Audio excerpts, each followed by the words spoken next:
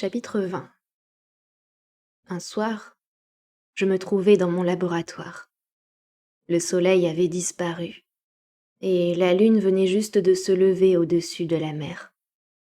Il ne me restait plus assez de lumière pour travailler, et je demeurais là, perplexe, me demandant si j'allais abandonner ma tâche pour la nuit ou si, en m'appliquant plus encore, je ne pourrais pas plus vite la mener à bonne fin.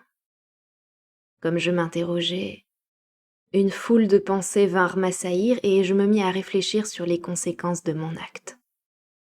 3 ans plus tôt, je m'étais déjà engagée dans la même voie et j'avais créé un démon dont l'effroyable barbarie m'avait déchiré le cœur et avait fait naître en moi les remords les plus amers. Et maintenant, j'étais sur le point de fabriquer une autre créature dont je ne savais pas quelles seraient les dispositions d'esprit. Elle pouvait être 1000 fois plus mauvaise que la première et prendre plaisir à tuer et à semer la désolation. Le démon, lui, avait juré de quitter le voisinage des hommes et de se cacher dans les déserts. Mais que dire de sa compagne? Elle qui, selon toute probabilité, allait devenir un animal doué de pensée et de raison, refuserait peut-être de se soumettre à un pacte conclu avant sa création. Et s'ils se haïssaient mutuellement? Le monstre qui existait déjà et qui avait en horreur sa propre difformité, n'allait-il pas se détester plus encore quand il verrait sous ses yeux sa réplique féminine? Et celle-ci également serait peut-être amenée à se détourner de lui pour préférer la beauté des hommes. Si jamais elle l'abandonnait, il se retrouverait seul, ulcéré par cette nouvelle provocation faite par une créature de son espèce. Si même il quittait l'Europe et allait habiter les déserts du Nouveau Monde, l'un des premiers effets de cette sympathie dont le monstre avait tant besoin serait une procréation. Une race de démons se propagerait sur le monde et, tout en semant la terreur, mettrait l'existence du genre humain en péril. Avais-je le droit, pour servir mes propres intérêts, d'infliger cette malédiction sur les générations à venir? J'avais d'abord été touchée par les sophismes de l'être que j'avais créé. Je m'étais laissée impressionner par ses menaces diaboliques, mais maintenant, pour la première fois, le péril que constituait ma promesse s'imposa à moi. Je tremblais en pensant que les générations futures me maudiraient comme la peste, moi qui n'avais pas hésité, pour sauvegarder ma propre paix, de compromettre sans doute la survie de la race humaine tout entière. Je frissonnais. Mon cœur se souleva tout à coup lorsque, redressant la tête, je vis au clair de lune le monstre qui me fixait par la fenêtre. Un rictus immonde lui tordait les lèvres au moment où il me regardait, alors qu'il était venu constater l'état d'avancement des travaux qu'il m'avait imposés. Ainsi donc, il m'avait suivi dans mes périples. Il avait parcouru les forêts, s'était dissimulé dans des grottes, s'était réfugié parmi les bruyères et les landes désertes. Et, à présent, il venait pour apprécier mes progrès et exiger que je remplisse ma promesse jusqu'au bout.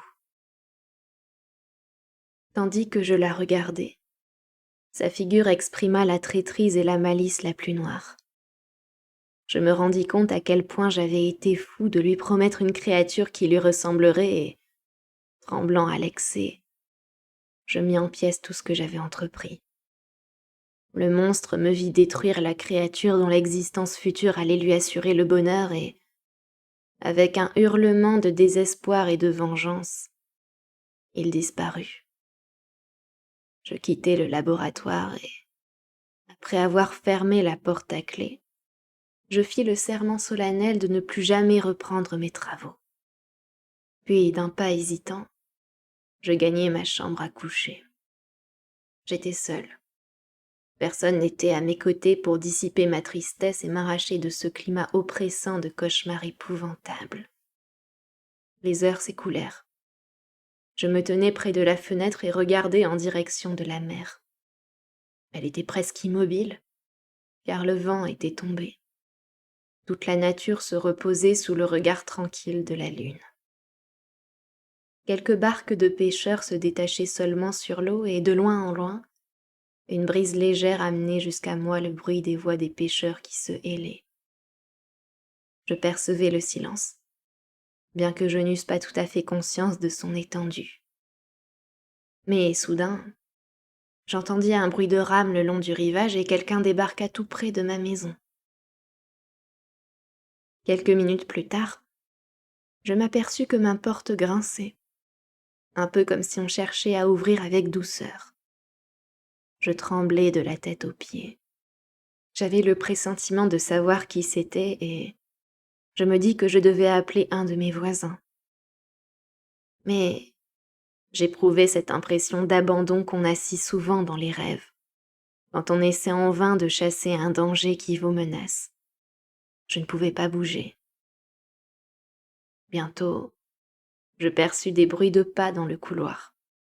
La porte s'ouvrit et le monstre que je craignais fit son apparition. Il ferma la porte, s'approcha de moi et me dit d'une voix assourdie : « Tu as détruit l'œuvre que tu avais commencée. Quelle est donc ton intention ? Oserais-tu rompre ta promesse ? J'ai essuyé bien des souffrances et des misères. J'ai quitté la Suisse en même temps que toi. J'ai parcouru les rives du Rhin, traversé ces îles couvertes de saules et les sommets de ces montagnes. De nombreux mois, j'ai vécu au milieu des landes anglaises et dans des endroits déserts en Écosse. J'ai dû affronter la fatigue, le froid, la faim. Pourrais-tu annihiler mes espérances ? Va-t'en, je romps mon engagement. Jamais je ne créerai un être qui te ressemble, qui est ta laideur et tes turpitudes. Esclave, j'ai parlé avec toi il y a quelque temps, mais tu as montré que tu étais indigne de ma condescendance. Souviens-toi que je suis puissant. Tu te crois peut-être malheureux, mais je peux t'accabler plus encore au point que tu en viendras à détester la lumière du jour. Tu es mon créateur, mais moi, je suis ton maître. Tu obéiras. L'heure de mon hésitation est révolue. Et voilà que commence l'ère de ton pouvoir. Tes menaces ne pourront pas me pousser à accomplir un acte de cruauté. Au contraire, elles ne font que renforcer ma détermination de ne pas créer ta compagne de vice. Pourrais-je, de sang-froid, lâcher sur la terre un démon qui ne se complaît que dans le meurtre et le mal ? Va-t'en. Je suis inébranlable et tes paroles ne pourraient qu'exaspérer ma fureur. Le monstre lut sur mon visage à quel point j'étais déterminée et, dans sa rage impuissante, il se mit à grincer les dents. « Chaque être humain, s'écria-t-il, peut s'associer à un de ses semblables. Chaque animal est doté d'une femelle et tu voudrais que je reste seule. J'avais des sentiments d'affection et on n'y a répondu que par la haine et le mépris. Homme, tu peux me détester, mais fais attention.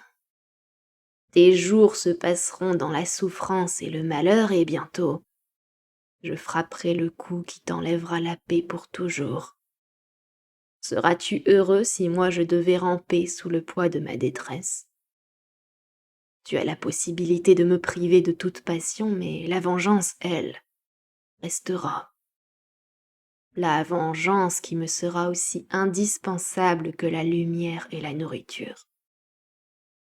Je mourrai peut-être, mais auparavant, toi, mon tyran et mon bourreau, tu maudiras le soleil qui verra toutes tes infortunes. Prends garde, parce que je suis sans peur et tout-puissant. Je vais te guetter avec la ruse du serpent pour venir te piquer avec son venin. Homme, tu te repentiras des maux que tu m'infliges. Cela suffit, démon. N'empoisonne pas l'air de tes paroles immondes. Je t'ai fait part de ma décision, et je ne suis pas lâche pour céder devant tes menaces. Disparais. Je reste inflexible. C'est bien. Je m'en vais, mais rappelle-toi, tu me retrouveras la nuit de tes noces. Je bondis sur lui et m'exclamai « Odieuse créature ! Avant de signer mon arrêt de mort, essaie d'assurer ta propre survie. » Je voulus le saisir, mais il m'évita et se précipita hors de la maison. Après quelques instants, je le vis sur sa barque qui filait sur l'eau à la vitesse d'une flèche, et bientôt, il disparut au milieu des vagues. Tout était de nouveau silencieux, mais les paroles du monstre résonnaient encore à mes oreilles. Bouillant de rage, je voulais poursuivre l'assassin et le précipiter dans l'océan. Perturbé à l'extrême, je me mis à arpenter ma chambre, tandis que mon imagination me suggérait 1000 figures qui me tourmentaient et me faisaient souffrir. Pourquoi ne l'avais-je pas suivi pour me mesurer avec lui dans un combat mortel ? Mais je l'avais laissé partir et il avait gagné directement le continent.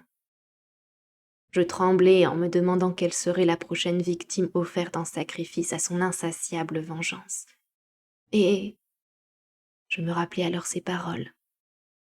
Tu me retrouveras la nuit de tes noces. C'était donc à ce moment-là que s'accomplirait ma destinée. Ce jour-là, j'allais mourir, et ainsi seraient satisfaits ses instincts pervers. Cette idée me fit peur. Pourtant, comme je pensais à ma tendre Élisabeth, la voyant verser des larmes de tristesse parce qu'on avait arraché de ses bras celui qu'elle aimait, pour la première fois depuis des mois, je me mis à pleurer. Et je décidai de tout entreprendre pour ne pas succomber aux griffes de mon ennemi. La nuit se passa, et le soleil se leva sur l'océan. J'étais un peu plus calme, si tant est qu'on puisse parler de calme quand la rage la plus violente cède la place au désespoir le plus profond. Je quittai ma maison où s'était déroulée l'épouvantable scène de la nuit dernière, et allai me promener le long du rivage. La mer me fit l'impression d'une barrière insurmontable dressée entre mes semblables et moi. Oh, si au moins cela avait été possible. J'aurais voulu passer mon existence sur ce rocher dénudé, péniblement sans aucun doute, mais ne devant plus subir le choc soudain d'un malheur. Si je partais, ce serait pour être sacrifié ou pour voir un de ceux que j'aimais tomber sous l'empire du démon que j'avais moi-même créé. J'errais sur l'île comme un spectre inquiet, séparé de tout ce qui était ma joie, meurtri par cette séparation. Vers midi, alors que le soleil était à son zénith, je me couchai sur l'herbe et m'abandonnai à un profond sommeil. J'avais veillé toute la nuit précédente. J'avais les nerfs à bout et les yeux alourdis par la fatigue et la tourmente. Le sommeil où je me perdis me fit du bien. Quand je me réveillai, je sentis que j'appartenais à nouveau au genre humain et me mis à réfléchir sur les événements avec une plus grande lucidité. Néanmoins, les paroles du monstre, tel un glas, me résonnaient toujours aux oreilles. On aurait dit qu'elles faisaient partie d'un rêve et en même temps, elles étaient distinctes et réellement oppressantes. Le soleil était déjà bas et je me trouvais sur la grève en train d'apaiser ma faim en mangeant une galette de maïs, quand je vis une barque de pêcheurs venir vers moi ainsi qu'un homme qui m'apportait un paquet. Ce paquet contenait des lettres en provenance de Genève et une qui m'avait été adressée par Clerval. Il disait qu'il perdait un peu son temps et que ses amis de Londres souhaitaient son retour pour conclure les négociations qu'il avait entamées en vue de son départ aux Indes. Celui-ci, il ne désirait pas le retarder davantage, mais puisque son séjour à Londres serait suivi plus vite qu'il ne l'avait supposé d'un très long voyage, il me suppliait de lui accorder le plus de temps possible. Il voulait donc que je quitte mon île solitaire et le rencontre à Perth d'où nous pourrions repartir vers le sud. Cette lettre, jusqu'à un certain point, me rappelait vers la vie et je décidai de prendre la route dans les 2 jours. Toutefois, avant de partir, il me fallait encore accomplir une tâche qui me dégoûtait. Je devais emballer mon matériel et, pour ce faire, entrer dans la pièce qui avait été le théâtre de mon odieuse besogne et manipuler des instruments dont la vue m'horripilait.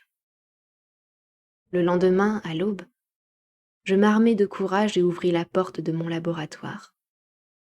Les restes de la créature inachevée que j'avais détruite étaient jonchés sur le sol, et j'eus l'impression que j'avais mutilé la chair vivante d'un être humain. J'hésitai, avant de reprendre mes esprits et de pénétrer dans le laboratoire.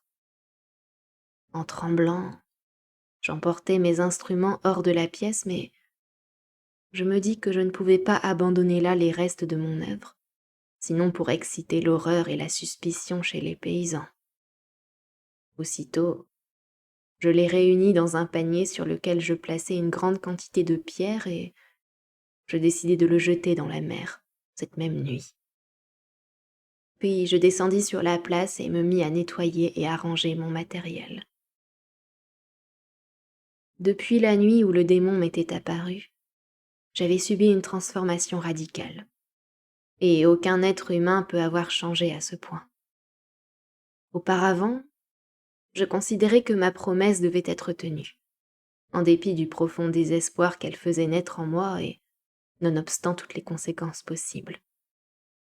Mais à présent, il me semblait qu'un voile s'était déchiré devant mes yeux et que, pour la première fois, je voyais les choses clairement. Pas un seul instant ne me revint l'idée de reprendre mes travaux. Certes, existait toujours la menace que le monstre faisait peser sur moi, mais je ne pensais pas qu'un acte volontaire de ma part pût l'annihiler. Je savais que créer un second monstre semblable au premier était la marque de l'égoïsme le plus abject et le plus atroce, et je bannis de mon esprit toute pensée qui m'aurait amené à une autre conclusion. La lune se leva entre 2 ou 3 heures du matin. À ce moment, je mis mon panier dans une petite embarcation et m'éloignai des côtes d'environ 4 miles. L'endroit était parfaitement solitaire. Quelques bateaux gagnaient la terre, mais je les évitais.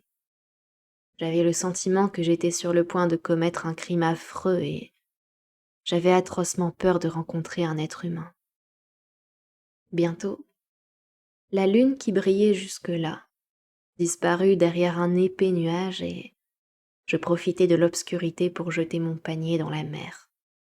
J'entendis un clapotis, comme le panier fendait les flots. Le ciel était devenu nuageux, mais l'air était pur, quoique refroidi par le vent du nord qui s'était levé. Mais cela me rafraîchit et me causa une sensation si agréable que je voulus encore rester sur l'eau. Je bloquai le gouvernail et m'étendis au fond de l'embarcation. Des nuages cachaient la lune, les ténèbres s'épaississaient, et je n'entendais plus que le bruit du bateau fouetté par les vagues. Bercé par ce murmure, je m'endormis après très peu de temps. Combien de temps suis-je resté là? Je ne pourrais pas le dire, mais lorsque je me réveillai, je m'aperçus que le soleil brillait déjà très haut au milieu des cieux. Le vent était violent, et les vagues soulevaient de plus en plus fortement mon petit bateau. Je me rendis compte que le vent soufflait du nord-est et que je devais me trouver très loin de l'endroit où je m'étais embarqué. Je m'efforçai de changer de trajectoire, mais très vite, je constatai que par là je risquais de faire chavirer mon bateau. Dans ces conditions, ma seule ressource consistait à me laisser pousser par le vent. J'avoue que ma panique était grande. Je n'avais pas de boussole avec moi et je connaissais si mal la géographie de cette partie du monde que la position du soleil ne pouvait pas me servir. J'aurais pu dériver vers l'Atlantique et y connaître les affres de la faim et de la soif avant d'être englouti par les eaux qui grondaient et mugissaient alentour. Il y avait déjà plusieurs heures que j'étais parti, et je commençais à éprouver les tourments de la soif, prélude à d'autres souffrances. Je regardais les cieux qui étaient couverts de nuages, lesquels, sans cesse, étaient poussés par les vents. Puis je contemplais la mer. Elle pouvait être ma tombe. Monstre, m'écriai-je, ta tâche est donc accomplie. Je songeais à Élisabeth, à mon père, à Clerval. Ils étaient abandonnés, désormais à la merci des passions et des instincts sanguinaires du monstre. Et cette pensée ne fit qu'attiser mon désespoir et me fit tellement souffrir que maintenant encore, alors que le drame va connaître son déroulement, j'en frémis. Plusieurs heures se passèrent ainsi. Puis, petit à petit, tandis que le soleil descendait sur l'horizon, le vent ne devint plus qu'une brise légère et les vagues furent moins fortes. Mais la houle, elle, ne disparut pas. Je me sentais malade, incapable de tenir le gouvernail, lorsque soudain j'aperçus des falaises en direction du sud. Épuisé comme je l'étais par la fatigue et la détresse que j'avais dû endurer durant des heures, j'eus pourtant la subite certitude que j'allais revivre. Mon cœur s'emplit de joie, et des larmes coulèrent de mes yeux. Comme les sentiments sont variables. Comme est étrange cet amour de la vie qui transcende l'excès de la tourmente. En me servant d'une partie de mes vêtements, je fabriquai une autre voile et mis rapidement le cap sur la terre. C'était, à première vue, une terre sauvage et rocailleuse, mais, comme j'approchais, j'aperçus aisément des traces de culture. Je vis des navires en bordure du rivage et me trouvai tout à coup transporté dans le monde des hommes civilisés. Je longeai soigneusement les côtes et me guidai sur un clocher dont je pouvais distinguer le sommet au-delà d'un promontoire. Comme j'étais extrêmement faible, je décidai de gagner directement la ville où je pourrais plus facilement me procurer de la nourriture. Par bonheur, j'avais de l'argent sur moi. En contournant le promontoire, j'aperçus une charmante ville ainsi qu'un joli port où j'entrai, heureux d'avoir pu échapper à mon triste sort.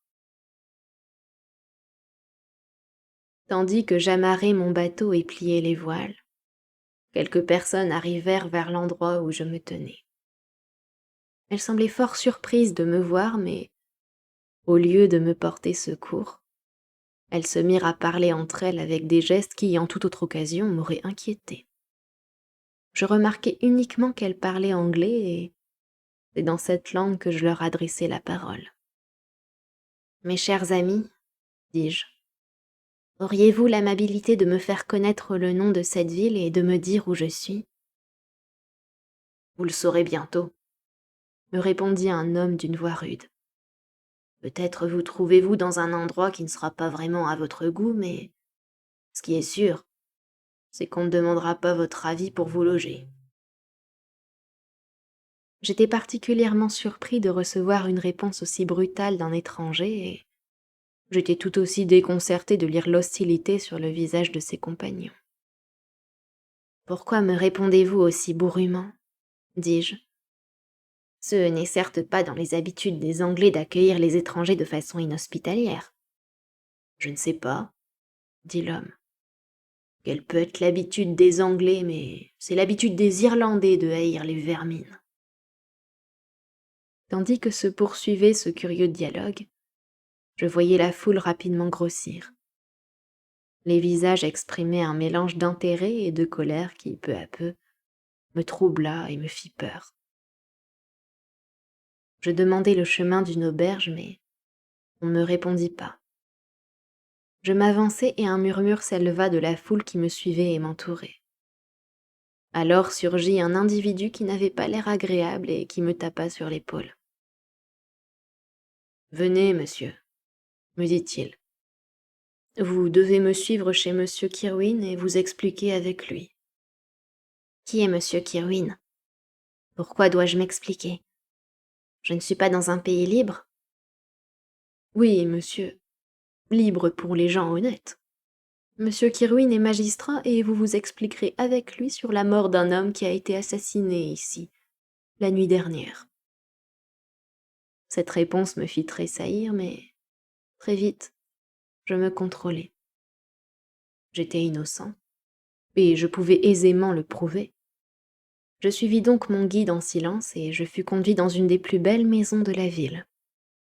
Je n'étais pas loin de tomber de fatigue et de faim, mais avec la foule qui m'entourait, je me dis qu'il était bon de ne pas me laisser aller car une défaillance aurait pu signifier à leurs yeux que j'avais peur ou que j'étais coupable. Pourtant, je ne m'attendais guère à la calamité qui allait survenir quelques instants plus tard, et étouffé dans l'horreur et le désespoir toute crainte d'ignominie et de mort. Il faut que je m'interrompe un peu car je dois rassembler toutes mes forces pour me rappeler dans le moindre détail les événements faramineux que je vais vous relater. Fin du chapitre 20.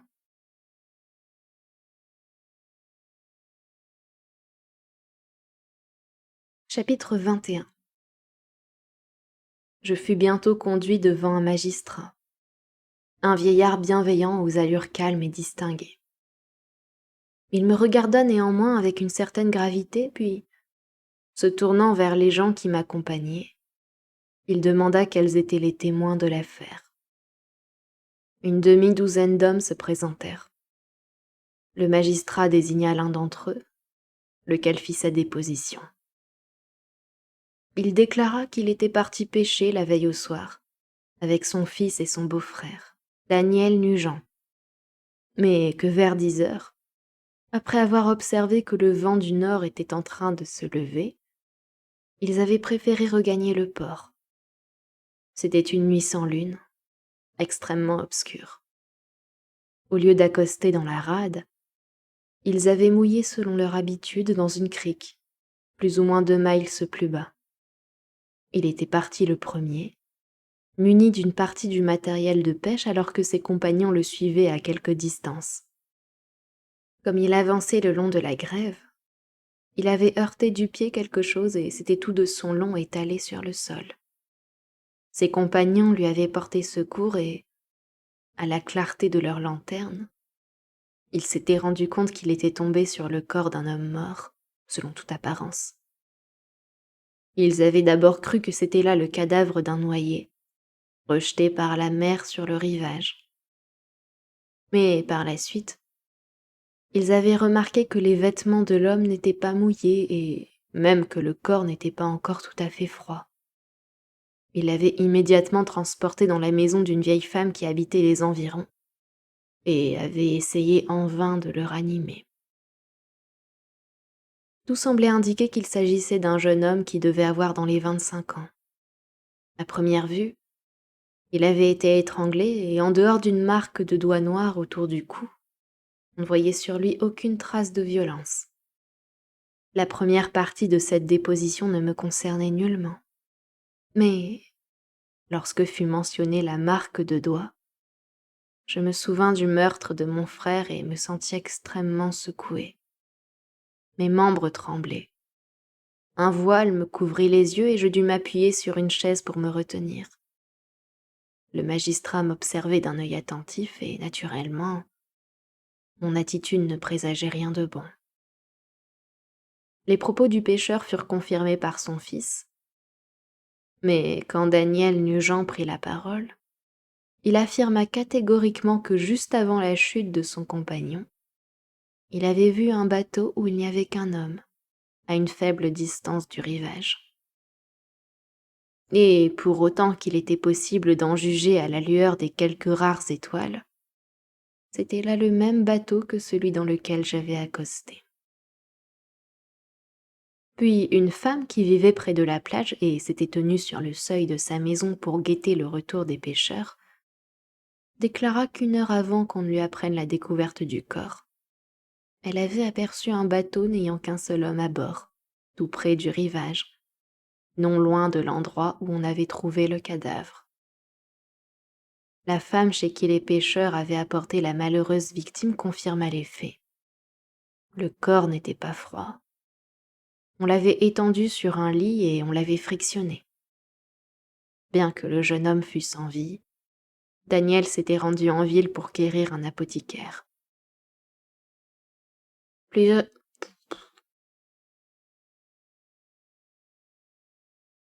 Plusieurs autres personnes furent interrogées au sujet de mon accostage.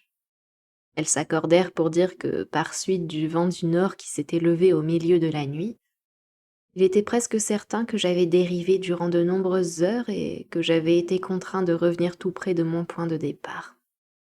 En outre, ils firent observer que j'avais vraisemblablement amené le corps d'un autre endroit et que, ne connaissant sans doute pas la côte, j'avais gagné le port, sans savoir quelle distance séparait la ville du lieu où j'avais déposé le cadavre. Après avoir écouté ces déclarations, M. Kirwin souhaita me conduire dans la pièce où on avait placé le corps en attendant l'inhumation.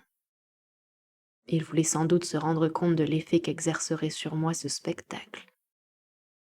L'idée lui était probablement venue au moment où j'avais manifesté une grande fébrilité, alors que les circonstances du meurtre étaient décrites.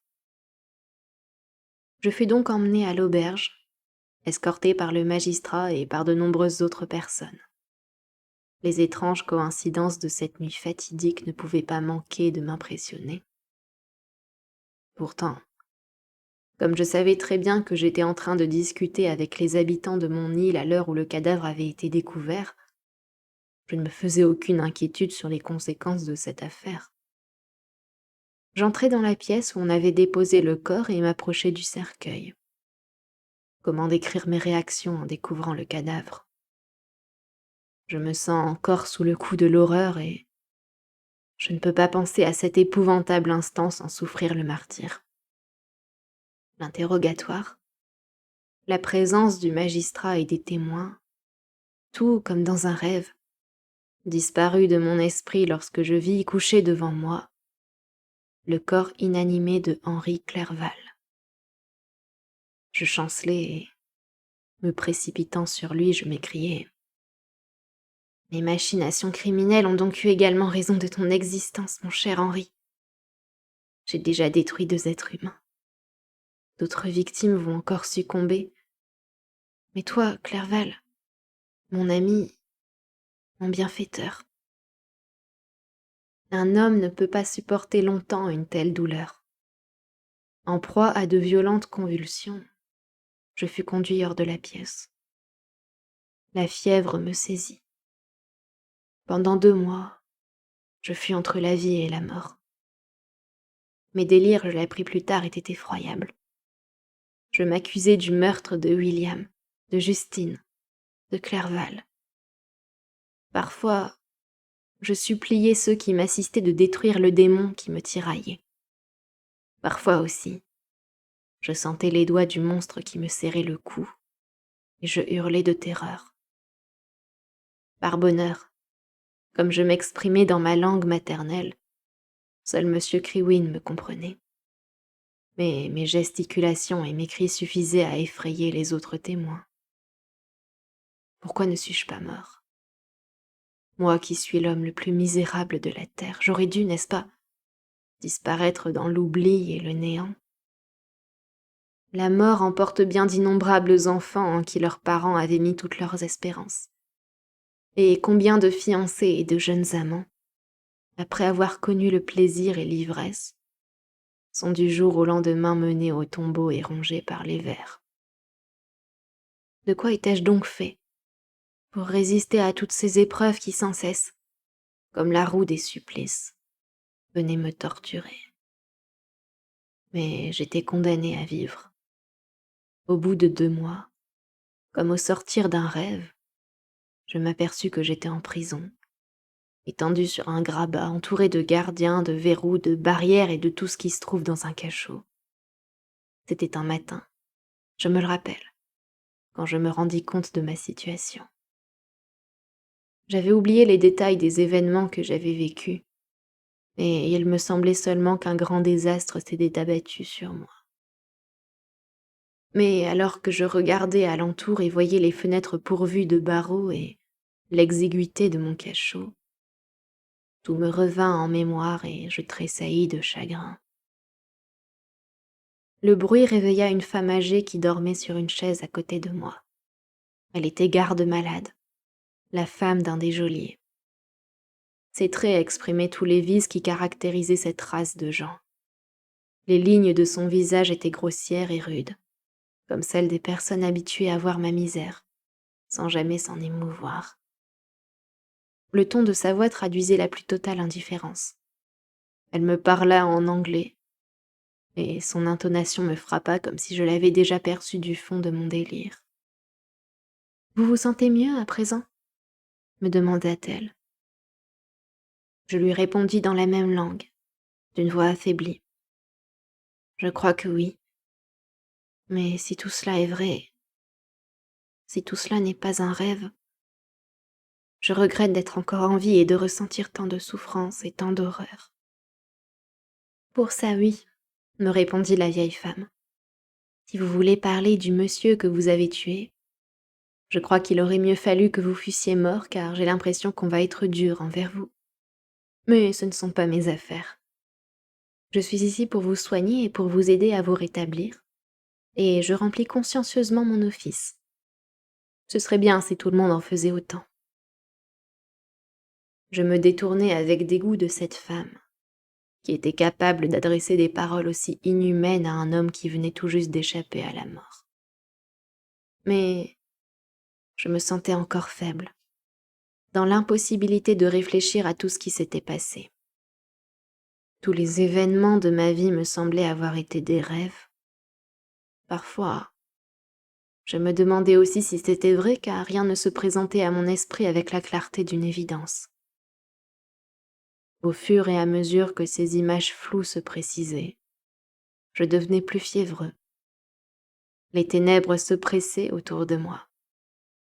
Il n'y avait personne à mes côtés pour me parler d'une voix douce et affectueuse. Aucune main pour me secourir.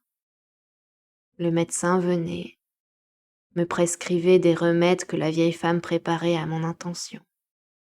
Mais le premier me manifestait de l'indifférence et, sur le visage de la seconde, ne se reflétait que la rudesse. Qui, en dehors du bourreau qui était payé pour me pendre, pouvait s'intéresser au sort d'un assassin? C'étaient là les idées qui me traversaient l'esprit. Cependant, j'appris bientôt que M. Kirwin avait eu pour moi les meilleures attentions. Il avait fait en sorte que ma geôle fût la plus convenable de la prison, mais elle restait bien misérable, et que je puisse être secourue par un médecin et une garde-malade. Il est vrai qu'il ne venait pas me voir souvent, quoiqu'il fût désireux de soulager les souffrances d'un être humain. Il ne voulait sans doute pas assister aux tourments et aux lamentables divagations d'un assassin. Il venait donc, de temps à autre, constater que l'on ne me négligeait pas trop, mais ses visites étaient brèves et fort espacées. Un jour, alors que peu à peu je me rétablissais, j'étais assis sur une chaise, les yeux à moitié ouverts, le visage aussi livide que celui d'un mort, plongé dans ma propre misère. Et je me disais qu'il valait mieux que je meure, plutôt que de retrouver un monde où tout me rappelait mes infortunes. En même temps, je songeais à me déclarer coupable et à me soumettre aux épreuves de la loi ainsi que Justine l'avait fait, alors même qu'elle était innocente. Comme ces pensées me venaient, la porte de ma cellule s'ouvrit et M. Kirwin fit son apparition. Son visage exprimait la sympathie et la compassion. Il s'assit sur une chaise à côté de moi et m'adressa la parole en français. « Je crains que cet endroit ne vous rebute, » dit-il. « Puis-je faire quelque chose qui serait de nature à améliorer votre sort ? Je vous remercie, mais tout cela n'a plus d'importance pour moi. Je ne pourrai plus jamais sur cette terre recevoir de consolation. Je sais que la sympathie d'un étranger risque d'être sans effet sur quelqu'un comme vous, frappé d'une si curieuse disgrâce. Mais j'espère que bientôt vous pourrez quitter ce lieu de misère, car je ne doute pas qu'on réussira à trouver un témoignage qui vous innocentera de ce crime. C'est bien le dernier de mes soucis. Par un étrange concours de circonstances, je suis devenu le plus misérable des mortels. Persécuté et torturé comme je l'ai été et comme je le suis. Puis-je encore craindre la mort? Rien, en effet, n'est plus affreux ni plus triste que tout ce qui s'est passé dernièrement. À la suite d'un accident bizarre, vous avez été jeté sur ce rivage, réputé pour son hospitalité, puis aussitôt arrêté et accusé de meurtre. Et la première chose qu'on a mise sous vos yeux est le corps de votre ami, tué de manière inexplicable et placé en quelque sorte par quelques démons sur votre chemin. Tandis que M. Kirwin parlait, en dépit du trouble que me causait le rappel de mes souffrances, j'étais fortement surpris d'apprendre qu'il en savait beaucoup sur moi. Je suppose qu'il lut l'étonnement sur mes traits, car il s'empressa d'ajouter: Après que vous êtes tombé malade, tous les papiers qui se trouvaient sur vous m'ont été apportés. Je les ai examinés afin de pouvoir découvrir quelques renseignements susceptibles de mettre votre famille au courant de vos malheurs et de votre état. J'ai trouvé quelques lettres et, entre autres, une de votre père. Immédiatement, j'ai écrit à Genève. Depuis que j'ai envoyé ma lettre, 2 mois se sont écoulés. Mais vous êtes toujours malade et maintenant encore vous tremblez. Vous devez être à l'abri de toute émotion. Attendre me serait 1000 fois plus pénible. Dites-moi donc qui est mort. Quel autre meurtre il me faut à présent pleurer? Votre famille se porte bien, dit M. Kirwin avec gentillesse. Et il y a ici un ami qui est venu vous rendre visite. J'ignore la raison pour laquelle cette idée s'imposa à moi, mais à cet instant, je crus que c'était l'assassin qui était venu pour me narguer et me rendre responsable de la mort de Clerval, afin de me pousser de nouveau à satisfaire son désir satanique. Je mis la main devant mes yeux et poussai un cri de désespoir. Non, chassez-le. Je ne peux pas le voir. Pour l'amour de Dieu, ne le laissez pas entrer. Monsieur Kirwin me considéra d'un air troublé. Il ne pouvait pas s'empêcher de tenir mon exclamation pour une présomption de ma culpabilité, et me dit d'un ton sévère: J'aurais pensé, jeune homme, que la présence de votre père aurait été la bienvenue, et voilà qu'elle vous inspire une vive répulsion. Mon père, m'écriai-je, tandis que tous les muscles de mon visage se relâchaient et que disparaissait mon trouble. Mon père est donc venu.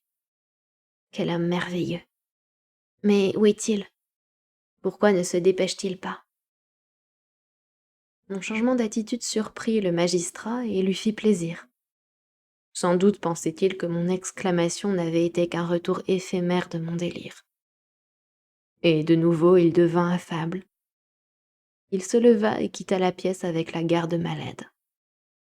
Un moment plus tard, mon père entrait.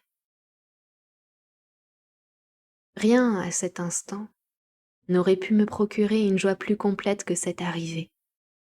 Je lui tendis les mains et m'écriai: Tu es donc sain et sauf?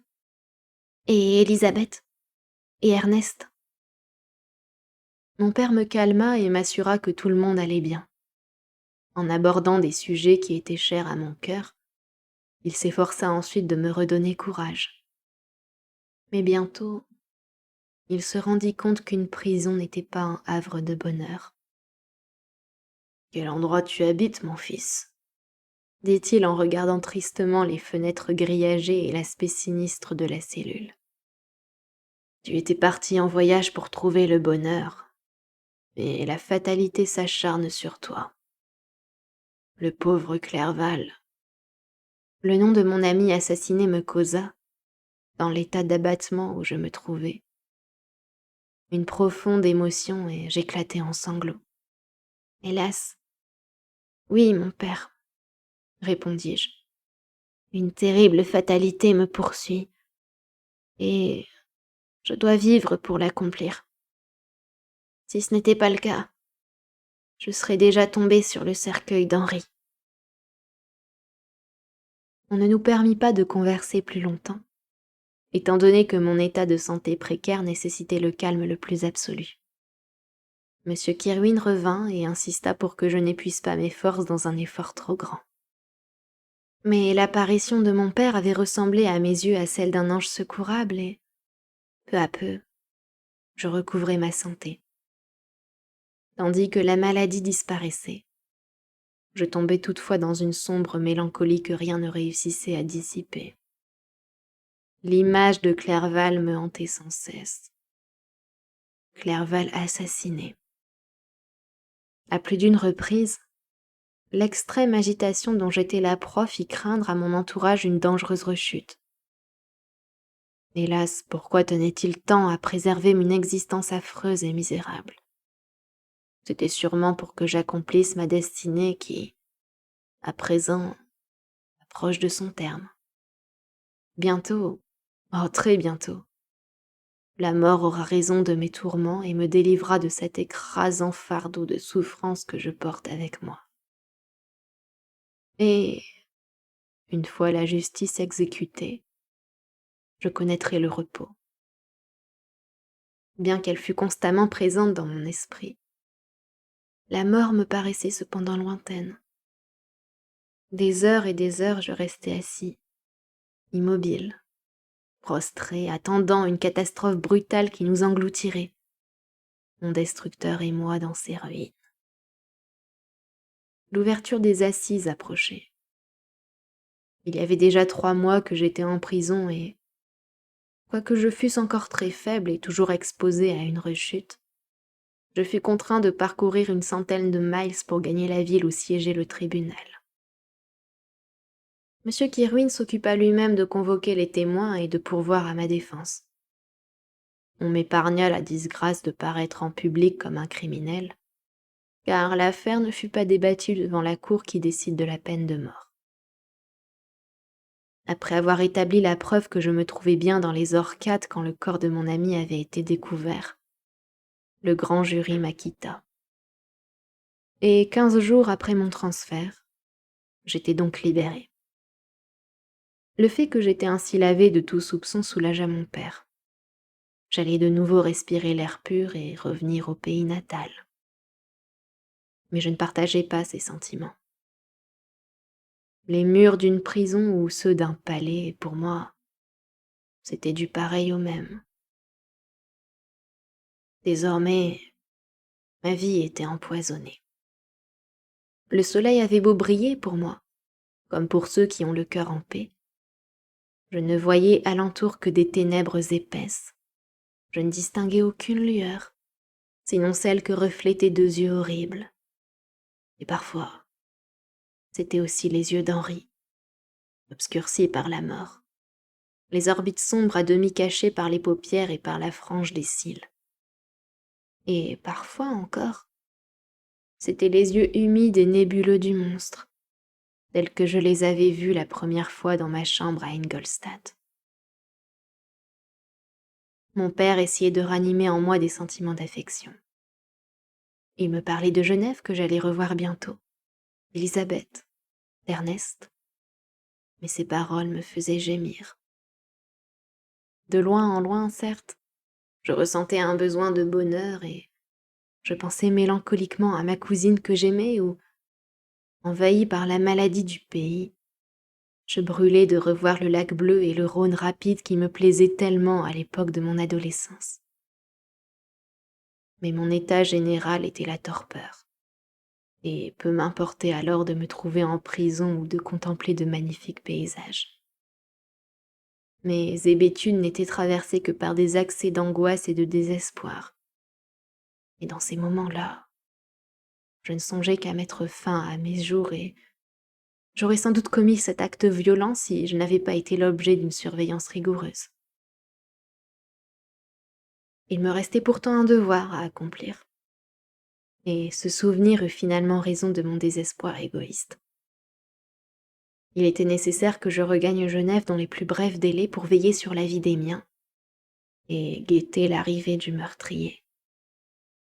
Si j'avais de la chance, je trouverais le lieu de sa retraite, à moins qu'il n'osât lui-même se manifester de nouveau, auquel cas, je devais par un coup infaillible tuer cette créature monstrueuse que j'avais douée d'une caricature d'âme plus monstrueuse encore. Mon père, lui, souhaitait retarder notre départ car il craignait que je ne supporte pas les fatigues du voyage, dont j'étais meurtrie, l'ombre d'un être humain. J'étais sans force et nuit et jour, rongée par la fièvre. Pourtant, comme je me montrais inquiet et impatient de quitter l'Irlande, mon père crut bon de céder. Nous prîmes place à bord d'un navire qui partait pour le Havre et, avec un vent favorable, nous quittâmes les côtes irlandaises. Il était minuit. Étendu sur le pont, je regardais les étoiles et écoutais le bruissement des vagues. Je bénissais l'obscurité qui dérobait l'Irlande à ma vue, et mon cœur battait de joie à l'idée que bientôt, j'allais revoir Genève. Le passé me donnait l'impression d'avoir été un odieux cauchemar. Pourtant, le vaisseau où je me trouvais, le vent qui me poussait loin des rivages de l'Irlande, la mer alentour, tout attestait que je n'avais vécu un songe et que Clerval, mon meilleur ami, avait été la victime du monstre que j'avais créé. En pensée, j'évoquais ma vie entière, ma sérénité quand je me trouvais avec ma famille à Genève, la mort de ma mère, mon départ pour Ingolstadt. Je me rappelais en tremblant le fol enthousiasme qui m'avait poussé à créer mon hideux ennemi. Et je revoyais la nuit où la vie lui avait été donnée. Je fus incapable de poursuivre le cours de mes pensées. 1000 sensations m'oppressèrent, et je me mis à pleurer amèrement. Depuis que ma santé s'était rétablie, j'avais pris l'habitude de prendre chaque soir un peu de laudanum car cette drogue me donnait la possibilité de recouvrer le repos nécessaire pour me maintenir en vie. Accablé par le souvenir de mes multiples malheurs, je bus le double de la dose ordinaire, et bientôt m'endormis profondément. Mais le sommeil ne m'arracha pas de mes pensées, et une infinité d'images sordides me traversèrent l'esprit. Vers le matin, une sorte de cauchemar me saisit. Je sentais autour de mon cou les mains du monstre. Je ne pouvais pas m'en dégager. Des hurlements et des cris me résonnaient aux oreilles. Mon père, qui veillait sur moi, s'en rendit compte et me réveilla. Les vagues nous entouraient. Le ciel était nuageux, mais le démon n'était pas là. J'éprouvais une impression de sécurité, l'impression que s'était produite une trêve entre le présent et mon avenir irréversible et tragique. Ce fut une sorte d'oubli paisible, celle-là même que l'esprit humain, en de telles occasions, suscite si facilement. Fin du chapitre 21.